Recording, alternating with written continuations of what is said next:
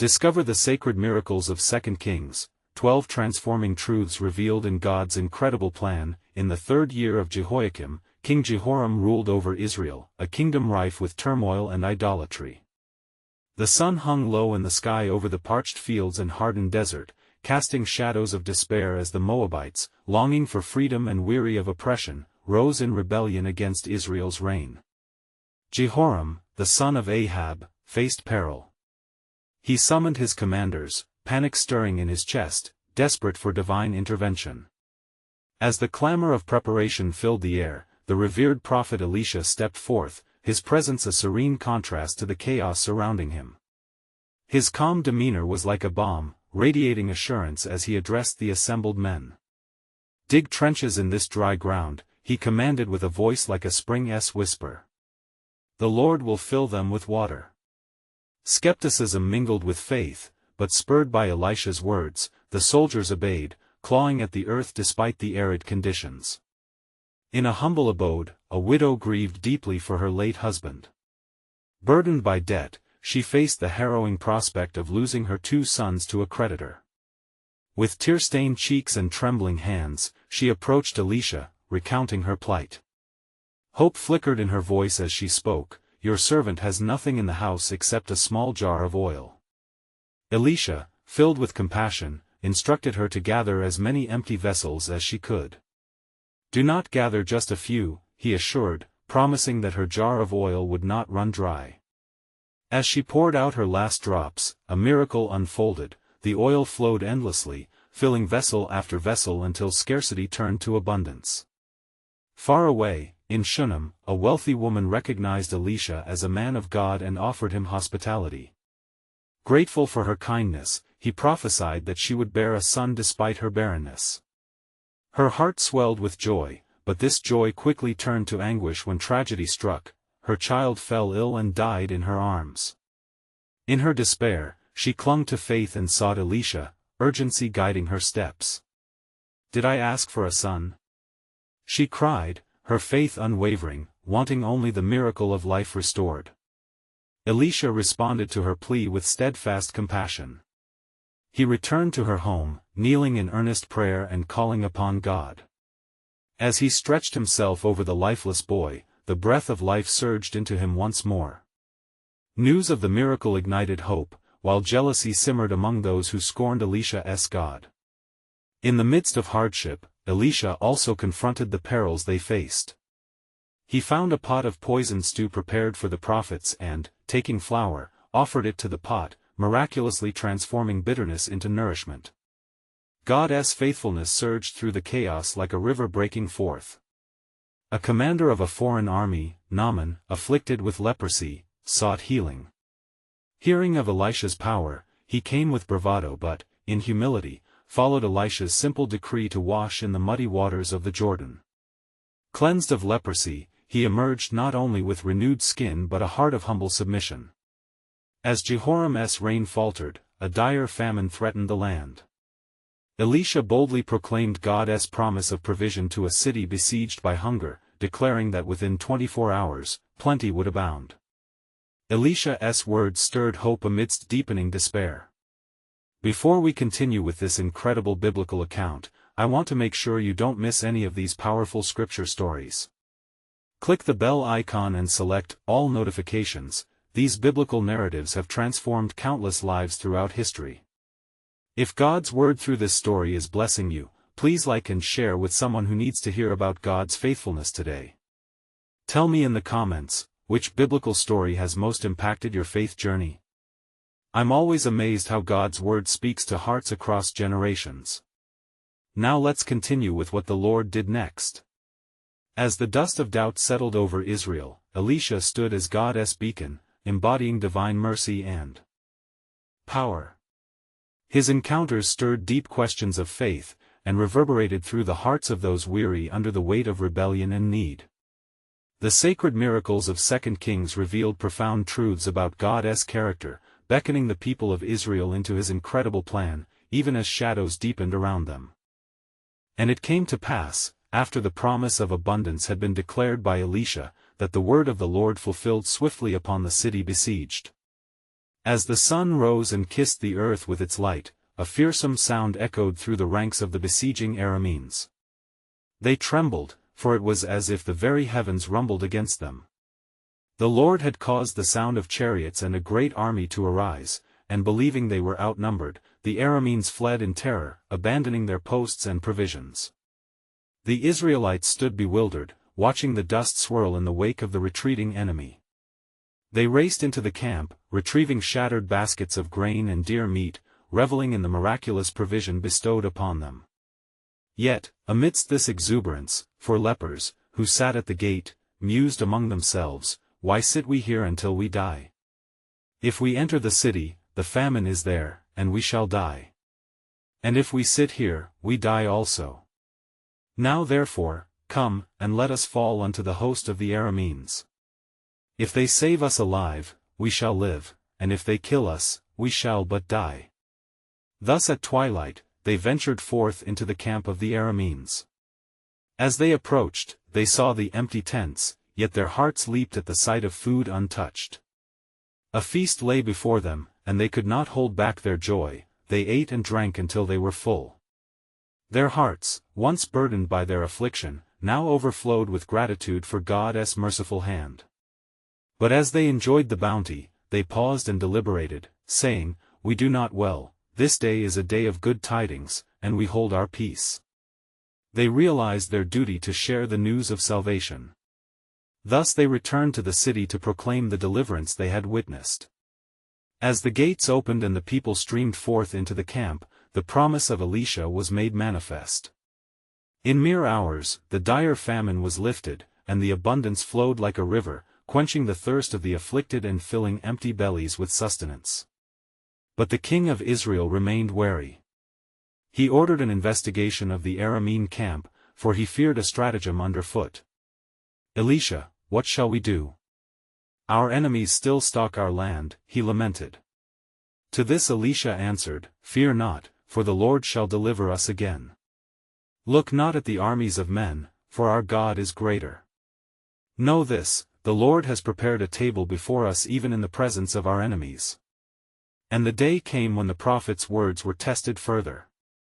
A great siege arose, as the armies of the Arameans were gathered once more, seeking revenge against Israel. The hearts of the people quaked in fear as whispers of doom swept through the land. "What hope is left?" they cried, tears in their eyes. Amidst this turmoil, Elisha remained steadfast, instructing his servant, "Do not be afraid, for those who are with us are more than those who are with them." He prayed, "Open his eyes, Lord, that he may see." Suddenly, the young man's eyes were opened, and behold, the mountains were full of horses and chariots of fire round about Elisha. The glory of the Lord was revealed in the struggle, and as the clouds broke open, a divine promise echoed across the tumultuous valley, "Be still, and know that I am God." But what lay beyond this battle was yet a deeper unfolding of God's sovereign plan, as the hearts of men would soon be tested in ways they had not yet imagined. And it came to pass, after the chaos of battle had passed and the echoes of the Aramean siege faded into the distance, that the people of Israel surveyed the remnants of fear that had once gripped their hearts. They were filled with awe and wonder at the mighty hand of the Lord. In the wake of their deliverance, a great assembly gathered to honor the prophet Elisha, who had spoken the word of life amidst the desolation. At that time, the Lord set upon the heart of Elisha a new message, instructing him to reveal to the king the workings of God's justice. As Elisha stood before the throne of Israel, he spoke, "Thus saith the Lord, Behold, I shall open the eyes of my people to the remnants of the Arameans. They have fled in fear, but their hearts are still hardened, and their vengeance shall not be quelled unless they see the vanity of their pursuit." Elisha beckoned the king and his nobles closer, and they leaned in with anticipation. "Take counsel," he said, "and prepare your hearts, for the Lord shall show you a sign. A time of testing cometh, in which the fate of many shall be altered." So the king commanded that a great feast be prepared, not only to celebrate their newfound bounty but to demonstrate the mercy that was shown to them. For Elisha had asked, "What good is deliverance without a heart that knows forgiveness? Prepare a feast for thine enemies, and therein thy act shall be a reflection of God's grace." And it was commanded throughout Israel, let the Arameans be summoned, and let their hunger be met with abundance. Even as the Lord has fed us, so we shall feed them. The people murmured, for they remembered the pain the Arameans had caused, yet the spirit of Elisha prevailed, and obedience took root within their hearts. As the army of Arameans, weary and broken from their fearful flight, crested the hill, they beheld a table prepared overflowing with good things, bread, wine, and a bounty that they scarcely could dream of amidst their famine. They approached with trembling hearts, not knowing what fate awaited them, whether they would meet justice or mercy. And when they entered the camp, the people of Israel stood with open arms and hearts, speaking words of peace. Come, and partake of that which is offered freely. For the Lord of hosts has wrought a miracle in our midst, and we offer to you, not only food, but a chance for reconciliation. The Arameans, taken aback by such kindness, lowered their weapons and fell to their knees. They tasted of the food and were filled, and their spirits lifted as a deeper understanding blossomed. Who is this God of Israel, they whispered among themselves, that he would show kindness even to those who sought to do harm? In that moment, a covenant of peace began to blossom as the barriers that divided them began to crumble. The king looked to Elisha, and a new light shone in his eyes, for he saw that this act of grace was transforming not just his enemies, but his own heart. Yet, even as the night drew close and the feast continued, the heavens whispered of a greater plan that lay ahead, a deliverance that would transcend their present struggles and point towards a coming king. For while the tables were laid and peace reigned momentarily, the hearts of men were yet to be further tested through trials of faith and fidelity. What unseen workings of the Lord would unfold next, as the prophet spoke and the hearts of men quivered under the weight of his purpose? There was much yet to reveal in the sovereign design of God, the author of both mercy and justice, as they were about to embark on a journey that would reshape the very fabric of their existence. And it came to pass, in the days that followed the feast, that the Lord breathed a new burden upon Elisha's heart. For in the stillness of the night, the same heavens that heralded mercy began to stir with the weight of impending turmoil. Elisha rose early and sought the presence of the Lord in quiet prayer, asking, O Lord, what must I do? What shall be the fate of your people in these uncertain days? As he prayed, the word of the Lord came to him saying, Elisha, behold, a trial soon approaches that shall test the resolve of Israel. The hearts that have been softened with kindness will be faced again with a choice that shall determine their faithfulness to the covenant. Elisha, pondering the significance of such a message, turned to the people of Israel, gathered in assembly. He announced, Hearken, O Israel! For the Lord has spoken. Though mercy has been extended to the Arameans, their hearts remain restless. Their king shall rise against you, and his forces shall gather once more, seeking to plunder that which has been entrusted into my hands. A murmur arose among the people, and fear gripped their hearts once again. They recalled how they had once trembled before the Arameans, and doubt began to take root among them. Elisha, seeing this, raised his hands and said, Fear not, for the God of Israel shall protect you. Just as he has provided a banquet for your enemies, so too shall he provide victory over them. With this proclamation, a spirit of courage ignited among the assembly, and their hearts united in faith, proclaiming, The Lord is our strength and shield, we shall not falter. Yet the shadow of war loomed as the days turned into nights, and whisperings of the Arameans echoed in the valleys. The king of Israel sent scouts forth to watch for the movements of the enemy, and great anxiety filled the land as they awaited the return of their messenger. On the eve of their anticipated battle, as the stars filled the sky with their brilliance, the Lord spoke to Elisha once more in the stillness. Rise up, Elisha, for I shall reveal to you a mystery that shall confound the wise and strengthen the hearts of my people against the trials to come. Elisha hurried to the gatherers of Israel and spoke urgently, Look! The Lord has shown me a vision. The Arameans encamped about you are blind to their coming doom. For I shall send a sound of confusion amongst them, and they shall turn upon themselves as the wind scatters the chaff. So it came to pass, that as the dawn broke, the Israelites moved forth with Elisha leading the way. Armed not with swords, but with faith, they approached the camp of their enemies. And there, a great commotion erupted.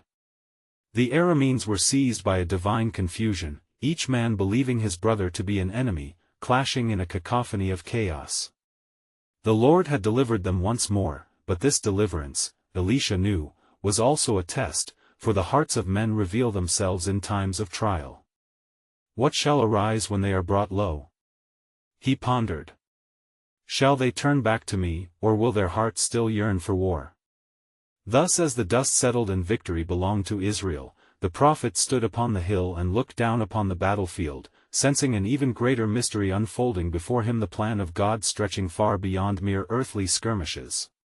For through this conflict, the nations would see the power of the Most High, and many would be drawn to his name.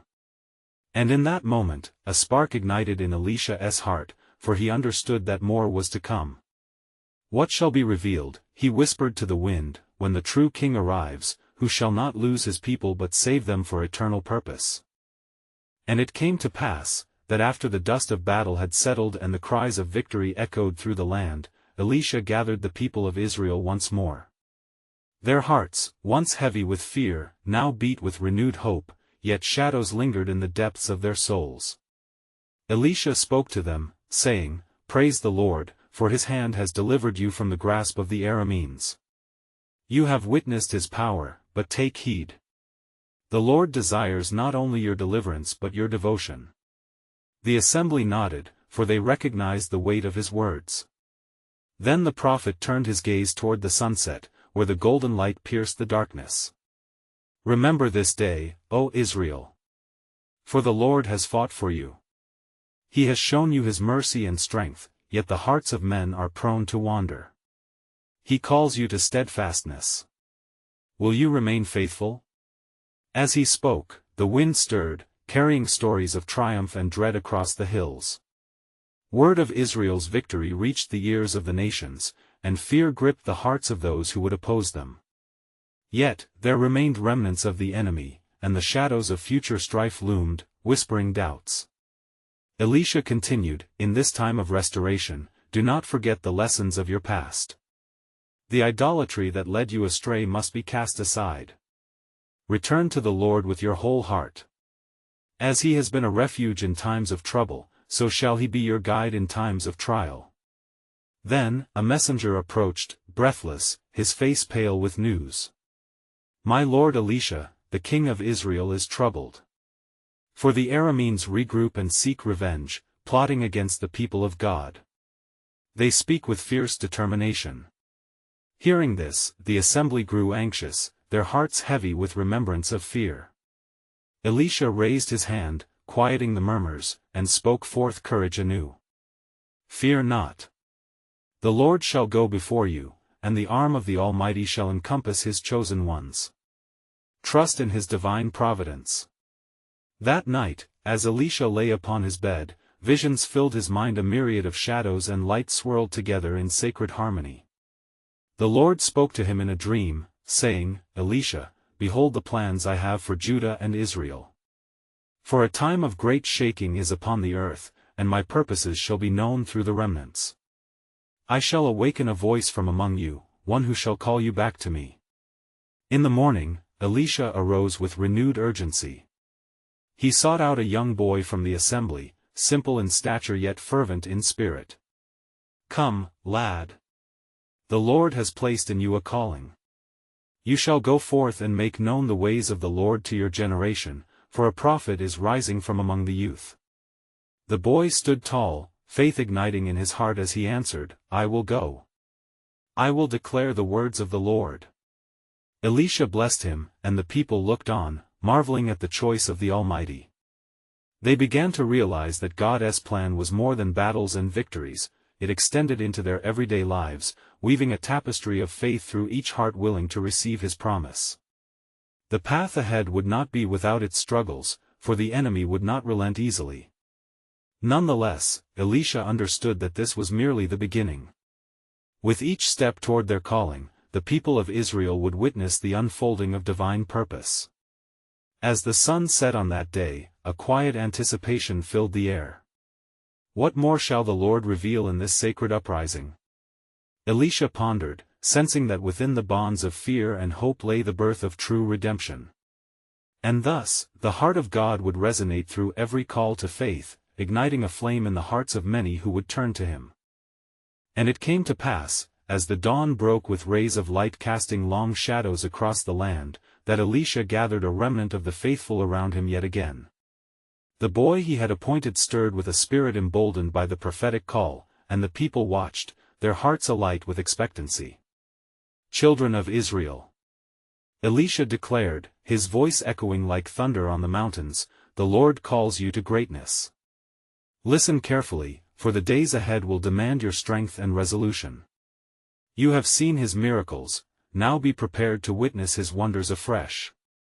The atmosphere thickened, laden with the weight of divine purpose. Elisha turned and beckoned the boy closer, and with a gentle but firm hand, said, "Fear not, for the Spirit of the Lord rests upon you. Speak boldly, and hearken to the words you will utter." The young boy, trembling yet resolute, bowed his head and prayed, "O Lord, grant me wisdom to declare your truth and lead your people back to you." With that heartfelt utterance, the heavens seemed to respond, clouds gathered and thunder rolled in the distance, as if the very creation awaited his proclamation. As the people encircled the pair closely, Elisha commanded, "Let us seek the Lord's face through prayer and supplication. For the enemy plots against us with insidious malice. We must stand in unity, for a house divided cannot withstand the storm." Their voices joined in fervent prayer, echoing through the valleys a cacophony of hearts surrendered before the Almighty. Suddenly, a great wind arose, fearsome and wild, filling them with awe. From the depths of the storm emerged a figure, veiled in radiant light, a messenger of the Lord. "Fear not," he proclaimed, his voice like many waters, "for I come with tidings of great significance. The Lord has heard your cries and sees the hearts of the remnant." "What say you?" cried Elisha, eyes wide in anticipation. "The Arameans shall rise against you, but the Lord shall give you a sign. When you hear the rustling in the mulberry trees, know that the Lord has gone before you to smite the enemy. Arise and strike with courage, for victory is assured to the faithful." The people erupted into shouts of joy, their fear transforming into steadfastness. Yet, amidst their celebration, a solemn weight lingered within Elisha. He understood the consequences of forgetting God's covenant and vowed to guide them in righteousness. "I urge you, O Israel," he said, lifting his voice above their jubilant cries, "let your hearts remain tethered to the Lord. If you abandon him, you shall face despair greater than the storm." The assembly stilled, recognizing the gravity in his solemn words. Days turned into weeks as they prepared, fortified by Elisha's spiritual leadership. The boy, too, grew bolder, sharing visions and words of encouragement, igniting faith anew among the elders and the youth alike. Each encounter shaped their resolve, casting away shadows of despair. As the appointed hour approached, unrest rippled through the air. Elisha gathered them on a hill at twilight, the sun's descent bathing the world in crimson and gold. "Look," he said, pointing toward the horizon, "the breath of the Lord stirs the very air we breathe. Hope is rising, but a greater battle remains ahead." And thus, Elisha's heart beat in synchrony with the pulse of divine destiny. For it is through trials that the Lord will reveal his might, and through faith that his people will triumph. In the distance, as the first stars pierced the twilight, a low sound began a rustling there in the mulberry trees, the harbinger of God's movement. What lay ahead was beyond their comprehension, but in the stretching of their faith, they sensed the promise of God's unwavering presence. Could it be that even as darkness encroached, the dawn of deliverance was imminent? Thus, the faithful held their breath as the echo of divine deliberation throbbed within their souls. The Lord was at work, the tapestry of his grand design was about to unfurl. And it came to pass that as the rustling in the mulberry trees grew louder, the faithful became invigorated, their spirits alight with anticipation. Elisha, perceiving the moment was upon them, raised his staff towards the heavens and declared, "Behold, for the Lord marches ahead of us. Let our hearts be centered, our hands prepared, for in this hour he shall exhibit his might." The sound swelled into a chorus, a symphony of divine orchestration, as the earth beneath them vibrated with the echoes of heavenly hosts. The boy's heart raced, sensing the sacred call to action. "Elisha, shall we not gather our arms and walk boldly against the threat looming from the Arameans?" he implored, emboldened by the charge of the Spirit. "Indeed, my son," Elisha replied, his eyes ablaze with heavenly fire. "But let us first kneel before the Lord and seek his direction, for every battle is won not by the might of man, but by reliance on his everlasting strength." They knelt together, a tapestry of seekers encircling Elisha. "O Lord of hosts," Elisha prayed, his voice soaked with earnestness, "we come before you, not in our own strength, but in the assurance of your presence. Grant us clarity, that we may follow your lead." As they prayed, a profound stillness embraced the gathering, and the very air shimmered with expectation. A vision unfolded before the boy, clouds swirling into a tempest of divine significance.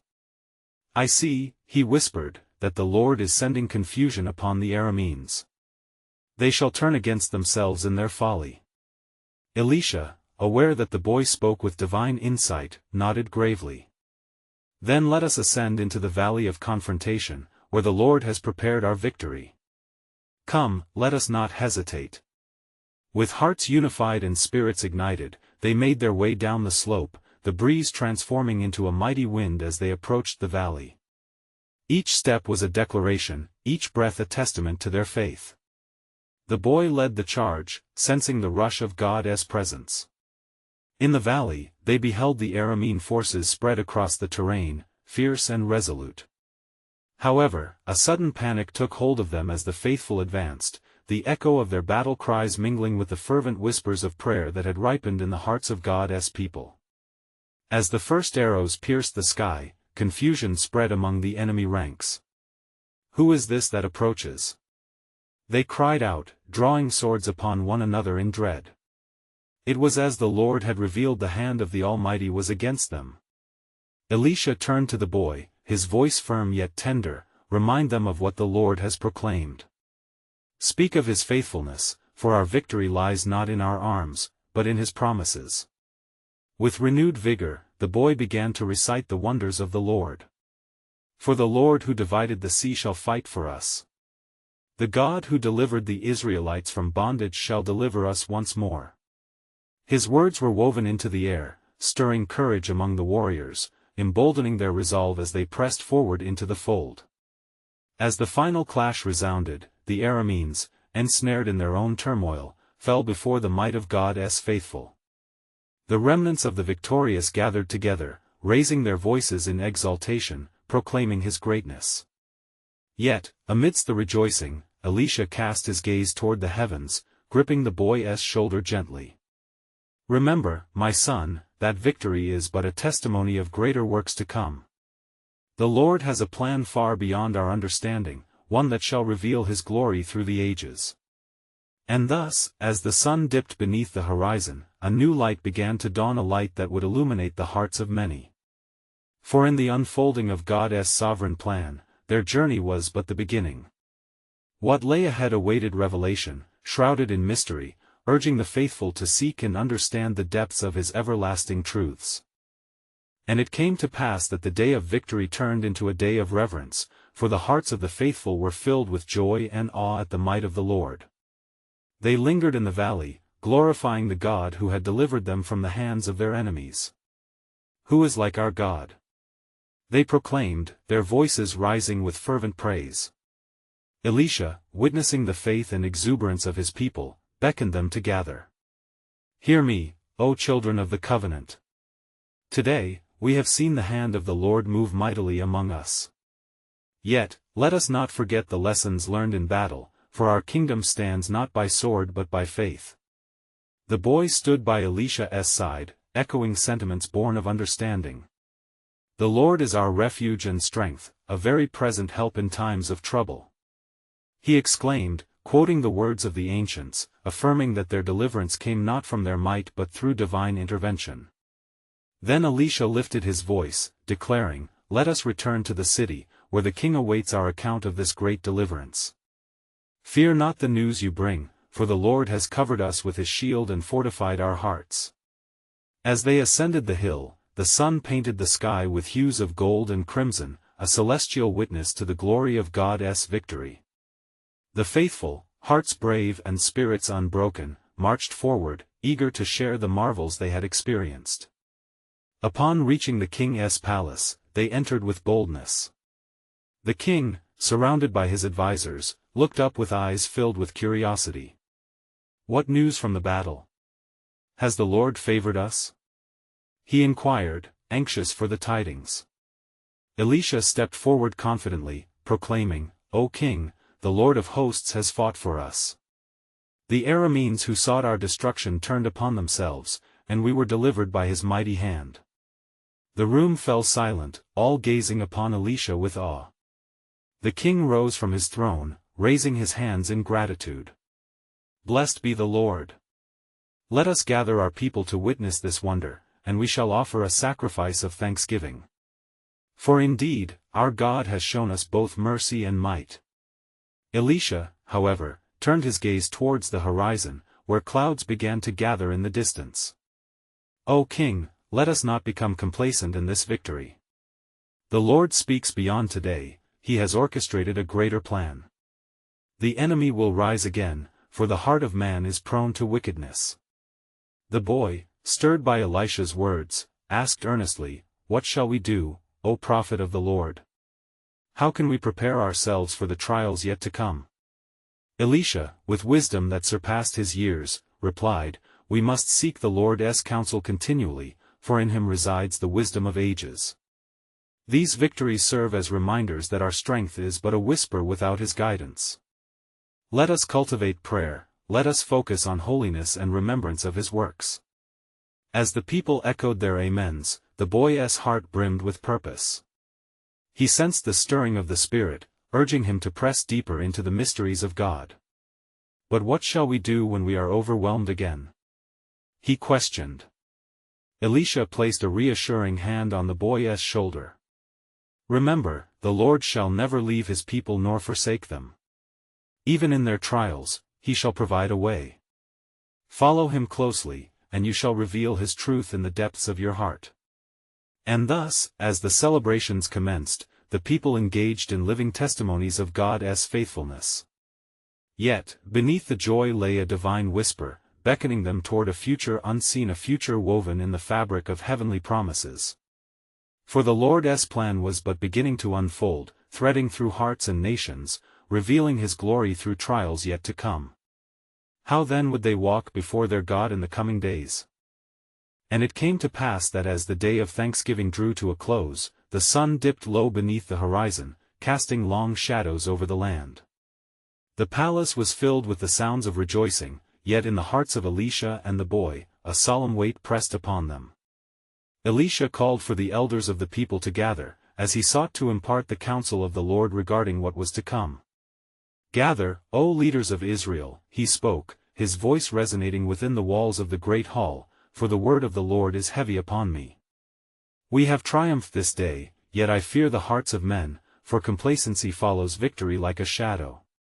The elders listened closely, their faces reflecting concern as Elisha continued, "The land shall face trials again. A famine is coming, a time when the earth shall yield little fruit, and the people's trust in the Lord shall be tested. Even now, whispers of distress blow across the hills." The boy's eyes widened, sensing a foreboding that twisted within him. "Prophet of the Most High, how shall we endure in that day?" he implored, his voice trembling with youthful earnestness. Elisha looked upon the boy, his expression softening. "The Lord shall provide for those who seek him diligently. Even in famine, he fed those who believed. Remember, O son, when the widow of Zarephath faced death, her oil did not run dry because she trusted the word of the Lord." A murmur of agreement spread among the gathered leaders as Elisha spoke, their hearts igniting with hope mixed with soberness. "Thus, we must prepare," Elisha continued, "by returning to the ancient paths of our forefathers. We shall humble ourselves, seek his face in prayer, and turn from our wickedness. The Lord will hear from heaven and heal our land." As the plan was set forth, the king entered, hearing of Elisha's discourse. "What is this word of famine and trial?" he asked, eyebrows knitted in concern. Elisha stood firm before the king, adorned with courage. "O king, if our hearts are right before the Lord, he shall provide a refuge amidst the storm. We must instruct the people to gather food and prepare for lean days, for the Lord guides us like a shepherd." "I shall decree it so," declared the king, his voice steady as though a new determination had taken root within him. "Let it be known throughout the land, prepare your hearts and store provisions. Our God is able." The elders departed with renewed vigor, and the boy remained, watching as Elisha turned his face toward the heavens. "Hasten, O Lord, to reveal your ways to us, our hope is in you alone," he prayed quietly. Nights turned to days, and the people heeded Elisha's words, though doubt flickered like a candle's flame. The boy walked among them, urging the faithful to cling to the Lord's promises. "As it is written, I have been young, and now am old, yet have I not seen the righteous forsaken, nor his seed begging bread," he reminded them, drawing strength from the word. Yet, as the land prepared for trials to come, dark skies hung over hearts yet unprepared. For in every challenge, the Lord sowed seeds of divine purpose, whispering truths that would soon blossom into miracles. What revelation awaited those who walked in faith? How would God turn their trials into testament? The shadows of despair loomed, yet the light of hope shimmered faintly in the distance, assuring of promises yet to be fulfilled. Would the people wait upon their God as they faced the unknown? The narrative of their journey had only begun to unfold, revealing the intricate tapestry of his sovereign plan. And it came to pass, in the days following their preparations for the impending famine, that the people of Israel faced the trials foretold by Elisha. The sky remained clouded, and the earth grew barren. Crops withered beneath the scorching sun, and the hearts of the faithful were tested amid the mounting despair. Yet in this season of scarcity, the faithful remembered the words of the Lord spoken through the prophet, "Seek me, and you shall find me, call upon me in the day of trouble, and I will deliver you." Elisha, steadfast in faith, gathered the people once more in the shadow of the sacred altar, where generations had sought the Lord. "Hear me, O children of Israel," he proclaimed, his voice unwavering against the cloaking darkness. "The trial we face is not unto destruction but for the refining of our faith. The Lord desires us to depend wholly upon him. In our weakness, his strength shall be made perfect." The boy stood by Elisha, emboldened by courage and purpose. "Let us cry out to the Lord," he urged, rallying the assembly to rise in prayer and intercession. "For in his presence, we find sustenance for our souls." Their voices, a symphony of surrender, filled the air, trust mingling with desperation as they called upon the God who sees and hears. And the Spirit of the Lord moved among them, knitting hearts in unity as they wept and prayed for mercy. Increased by their fervor, Elisha sought the Lord in the stillness, imploring, "O God of Israel, have mercy upon your people. Provide for us, even in this desolate hour." And as his prayer ascended, he felt the weight of glorious truth. God's plan was destined to unfold amidst their struggle. Days turned to weeks, and as the drum of desperation echoed louder, signs of despair lingered within the hearts of many. Yet the boy, guided in faith, continued to speak words of life. "Remember, we are not forsaken. The God who rained manna upon our forefathers can do exceedingly above all that we ask or think." He kindled hope as he shared stories of God's past faithfulness. In the stillness of a night marked by an impenetrable darkness and a watchful sky, Elisha received a vision from the Lord.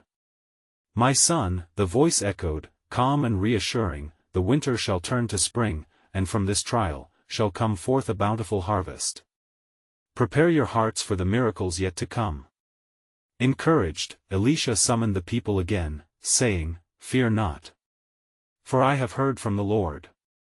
Though we walk through the valley of death, we shall fear no evil, for he is with us." As the congregation heard these words, a glimmer of hope began to radiate among them, their spirits alight with the possibilities of divine providence. But the enemy rumbled in the distance, sensing weakness, plotting with fervor to oppress Israel further. The king rose in distress, overwhelmed by fear of another siege. "Elisha," he cried, "we are at the brink of calamity, what shall we do?" "Lift your eyes to the heavens," Elisha responded firmly, his faith unshaken. "Let us prepare a feast even in the face of famine. Call upon the people to bring forth all that they have, for the Lord shall multiply our small offerings." The king hesitated, doubt clouding his heart, yet the wisdom in Elisha's words rang true, igniting courage within him. He heeded the prophet's guidance, and the people gathered what little they possessed. As they came forth, Elisha blessed the meager offerings, his heart filled with anticipation of God's provision. "Just as the oil of the widow flowed without ceasing, so shall the Lord provide for us," he declared, and the air crackled with expectancy. With every prayer uttered, every morsel shared, something miraculous began to occur. Food expanded, baskets overflowed, and what should have remained empty was filled to abundance. The eyes of the people widened with astoundment as they witnessed their faith emboldened by tangible acts of grace. The boy, standing amidst the growing crowd, proclaimed, "This is our God. He answers prayers and responds to the cries of his people. Come and taste the goodness of the Lord." Their joy spilled into the streets as the once desolate land echoed with laughter and praise. But even as the feasting continued, a heavier purpose loomed, for the impending battle against the Arameans had not dissipated. The time was now to stand firm in faith and face their trials, weary but emboldened by the miracles they had witnessed. Elisha gathered the faithful, saying, "Prepare yourselves, for the Lord shall fight for us yet again. As he provided for us even in darkness, so shall he guide our every step into victory." And so, the hearts of the Israelites surged with newfound strength. They gathered their arms, but not just their weapons, they held the promises of God close to their hearts.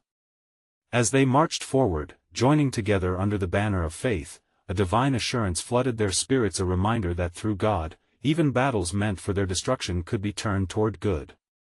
As the army drew near the enemy's camp, the boy turned to Elisha, who nodded knowingly, "Speak forth what the Lord has revealed, my son." And the boy, emboldened by the power of God's Spirit, raised his voice above the din of uncertainty, shouting, "Let it be known among the nations, the God of Israel is mighty to save." Elisha joined in, with a bold proclamation of the power of their God, resonating like thunder through the valley. As they neared their foes, fully believing in God's might, the Arameans quaked in fear, their hearts filled with panic. "What shall we do?" they cried, seeing a host of believers uncovering the light in their faces, marching towards them with resolve. And as Elisha prayed one last time, darkness fell from their enemies' eyes like scales, confusion engulfing them, the earth trembling beneath the weight of divine intervention. The Israelites charged forth, proclaiming victory as the Arameans turned against themselves in utter chaos, their wickedness falling defeat before unified faith. At that moment, God's faithfulness enveloped his people, a testament of his unchanging love, as he turned their trials into a glorious victory. The faithful, no longer hungry nor fearful, returned to their homes, nourished not just in body but in spirit, a people whole, bound in faith, standing testimony to the power of their God.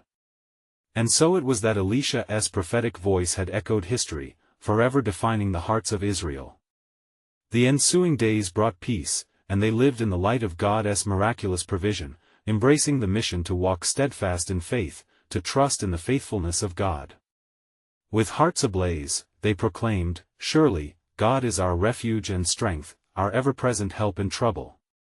In that reflection, as the sun set on those momentous days, Elisha raised his hands, saying, "Let us never forget a true harvest lies in the unity of the faithful standing together in times of trial. For this is the work of our God, who turns hearts of stone into hearts of flesh, and who breathes life into every soul willing to believe." Dear beloved, do not overlook the wonders of the Almighty that unfold through faith. You need to subscribe now to stay connected to God's Word, because His truth transforms lives. Leave a like now to help spread God's Word through the algorithm, and comment your spiritual reflections on how this biblical story has impacted your faith. Don't wait even one more second to share this powerful testimony with at least 5 friends who need to hear God's truth. Together, let us proclaim the goodness of the Lord.